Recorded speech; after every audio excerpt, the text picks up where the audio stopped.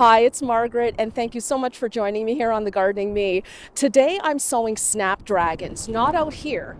I decided to actually bring the camera out here because just to show you how snowy we are right now. We have probably a good foot of snow still on the ground. The temperature has kind of been up and down, so it's, melting and then freezing again and melting again. It's a beautiful snowy landscape out here, but unfortunately I actually couldn't get a good camera position because it is also a gorgeous sunny day, and no matter where I went is really bad shadows.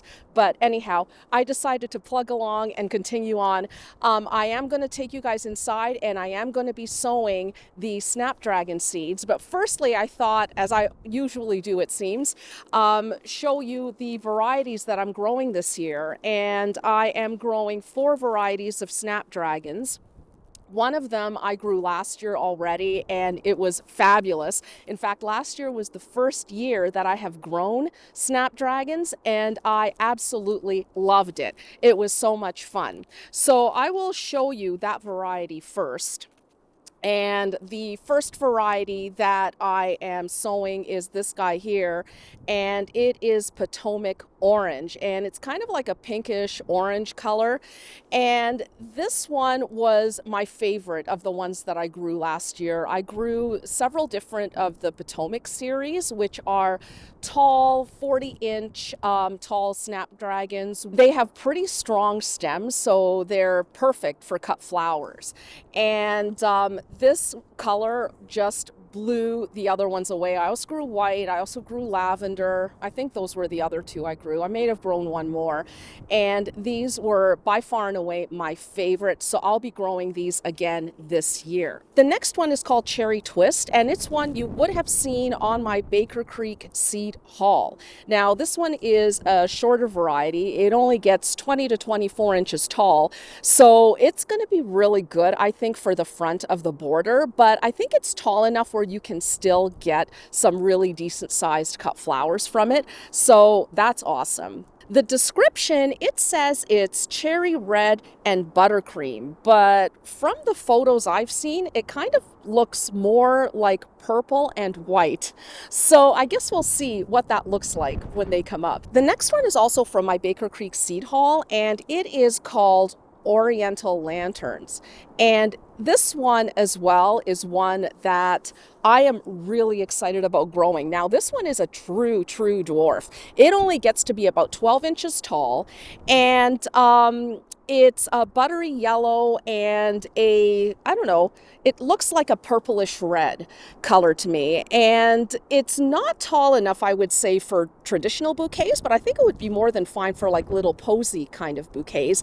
And again, I'm going to be sticking these at the front of the border. I only grew snapdragons in raised beds last year, so I'm excited to actually get them into the flower beds as well. I may throw a few into the raised beds in addition to the border just to see how they do, but I think most of them are going to go into the border for this variety. And last but not least is this one, and this I got from Fruition Seeds, and it is called Night and Dawn, and it is a beautiful purple and white kind of coloration there. It's also a relatively short one. I guess I'm into the short ones for some reason, and it's only 18 to 24 inches tall. It's a cousin of Black Prince, which I'm assuming is another snapdragon variety that probably gets pretty dark. It says it has a spicy scent, and also that when the weather cools down, the dark red petals turn nearly black and the foliage turns dark burgundy. Excited about that. Now, I am standing outside and it is freezing cold, but these snapdragon seeds are used to that. And the reason is that I actually stratified these seeds for a couple of weeks. Now, most places don't mention stratifying snapdragon seeds, but I did see several people mention that if they threw them in the fridge for a week or 2, they had much better germination. So that's what I did. I put the seeds in the fridge. For a few of these varieties, I actually separated out the seeds that I wanted to sow this year because I didn't want to sow the entire packet. So I put them in tiny little packets and I separated those out. And I just threw them in the fridge about 2 weeks ago. It wasn't really a lot of effort to do that. So I thought, you know what, if it can get me better germination, why not? So now I'm going to take you inside and we're going to get to sowing those seeds. So here we are. I have my containers I'm going to use, and I have the seeds here. And firstly, about the containers, I'm actually using takeout containers. These guys are super sturdy, and I hate to throw them even in the recycling, so I usually collect all of them and use them for different purposes. And these are the perfect things to use for seeds that I want to do the scatter method for. They're about 2 inches deep or so, and as you can see, I put a ton of holes in the bottom here just to make sure I had some good drainage. And what I'm going to do is I am going to divide them in half and sow one variety on each side.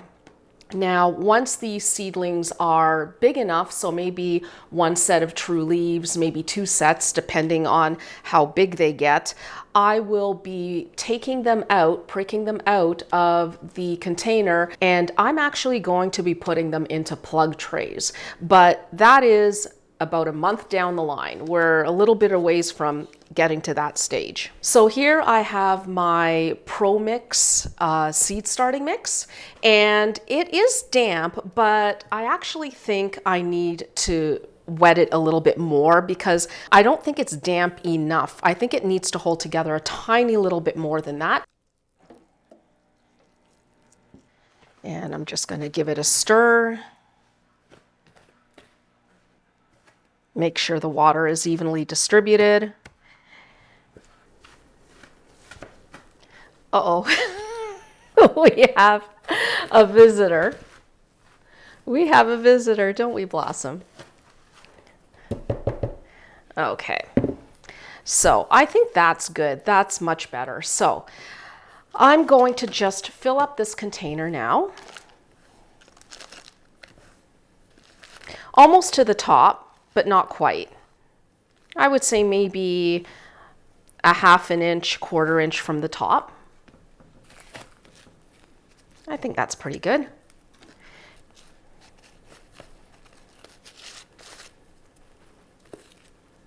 Oh, I'm making quite the mess here. And here we are. Okay, so I'm just going to take a popsicle stick here, break it in half, and I'm just going to put it down here, kind of to mark my halfway mark. So here are the seeds. So I have this one here. I am going to be using the rest of the seeds in here. There aren't too many left.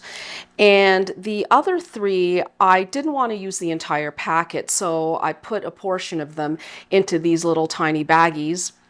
I attached the label that I'm going to use, and these then went into the fridge, and they've been there for about 2 weeks now. Now, my only concern about these guys is that they're pretty tiny. Whoops. And getting them out of here, I'm not sure, because sometimes a little bit of static builds up. Let's see if I can get them out easily.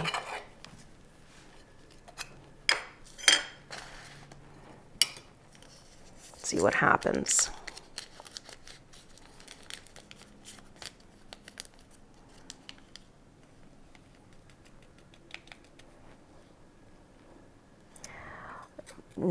These are not coming out easily. I think I have 2 seeds that came out.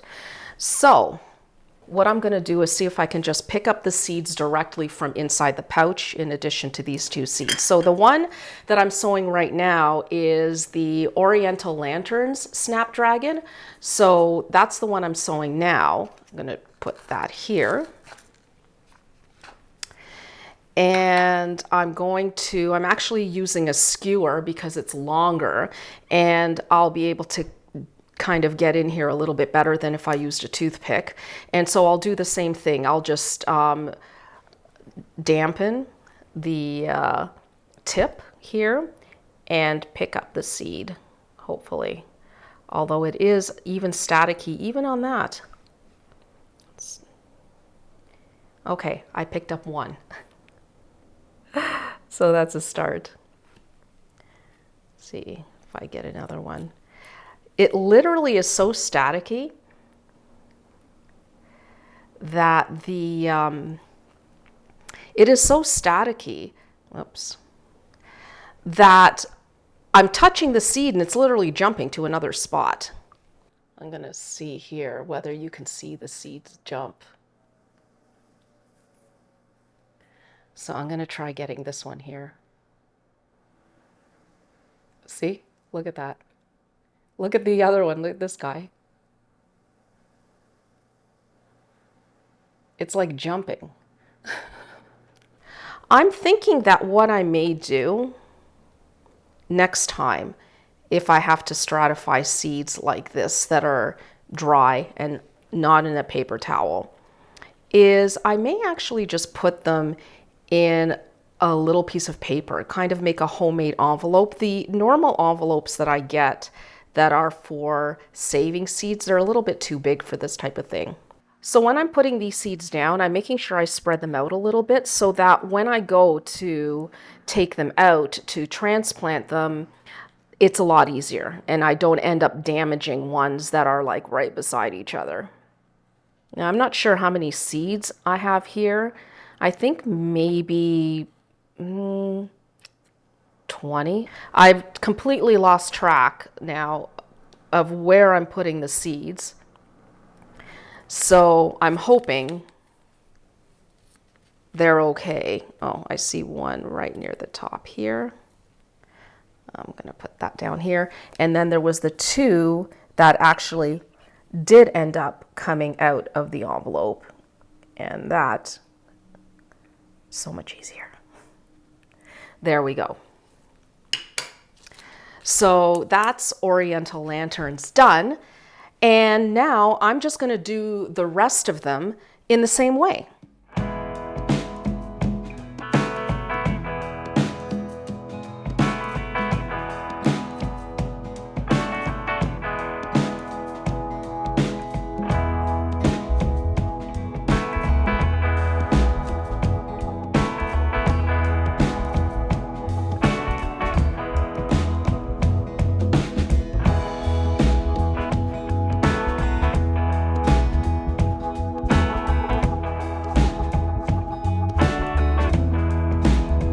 And last but not least, we have this one here.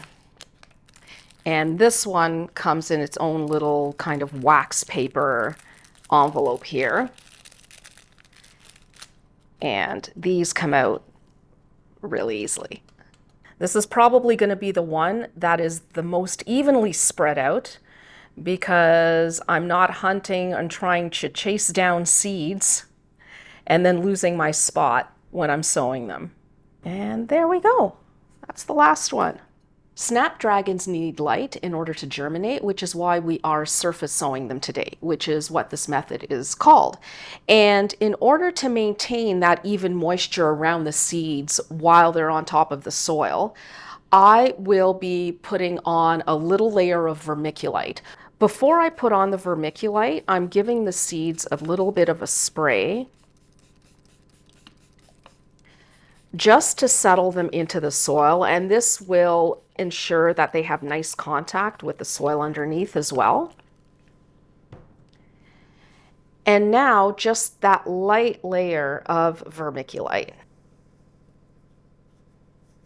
It is fine enough that it will still let light reach the seeds. I'm not putting a very thick layer on. And then lastly, I'm going to give them another spray to make sure that the vermiculite is moist as well. And that is that. They are all sown, and now I am going to head downstairs and put them under the grow lights.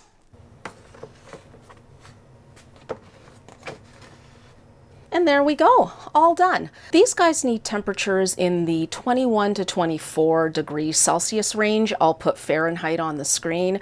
And in my basement, which gets to be about 19 degrees Celsius, which is around 66, under these lights, which I believe these guys are T5s, they generate just that little bit of extra heat that once I put the covers on, I don't need a heat mat underneath. I can just put the clear plastic cover on and the heat gets trapped inside, and it does give me that toasty, low 20s kind of temperature in there. So I'm good to go on that. So these will start coming up in a few days, and germination on Snapdragons can take anywhere from 5 days to 14 days. So I will probably start checking them after the third day or so. And once I see quite a few of them come up, then I will take the lid off. I'm a little bit jealous of everybody that is already outside and taking video in the garden, doing things in the garden. And I saw someone in a t-shirt recently in a video as well outside, which was, can't wait. That's it for today. Thanks so much for watching, and we'll see you soon. Bye. I'm going to go back inside. It's a little bit too chilly for me right now. I feel like I should be playing that song Blinded by the Light right now.